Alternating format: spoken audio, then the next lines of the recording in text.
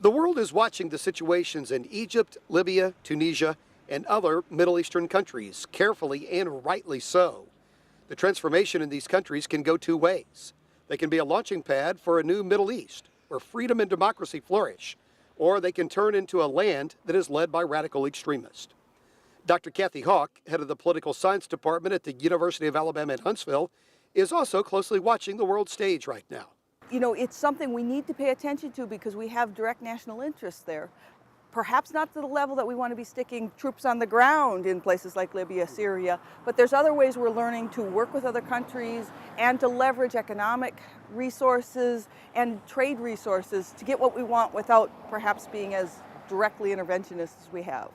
Hawk says we are watching history unfold right before our eyes, and she speaks from the voice of experience. Hawk was a Foreign Service officer sent to Egypt.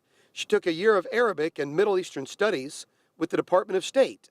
It's information she shares inside the classroom with her students at UAHuntsville. And that's really a lot of what we focus on, not so much, who's in this place at this time, but why are these things happening? And we have some wonderful discussions in the class. Just yesterday, we were talking about how important it is that the rebels actually find Gaddafi in the short term. I mean, does it matter if he's still on the loose? And we argue whether it's militarily important, whether it's psychologically important, what this means for other leaders in perhaps Syria. Hawk says the current unrest in the Middle East will continue to have an impact on the entire world. As for students at UAHuntsville, this is a great opportunity to sit back and learn what's happening on the world stage right before their eyes. All of us have an economic interest, and we go to the gas pumps, we see oil going up and down.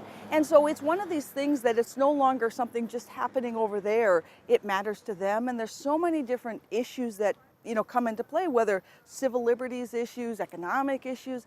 And so, I have a wonderful time teaching the classes, and it's one of those things that I think the students are getting more and more active, and they push me to, what about this? What about this? And, it's a wonderful situation.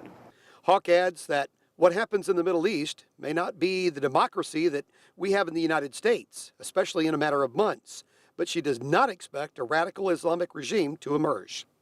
As residents of Libya, Egypt, and other Middle Eastern countries take control of their future, Hawk says this discussion among students at UAHuntsville will have a profound impact on their lives.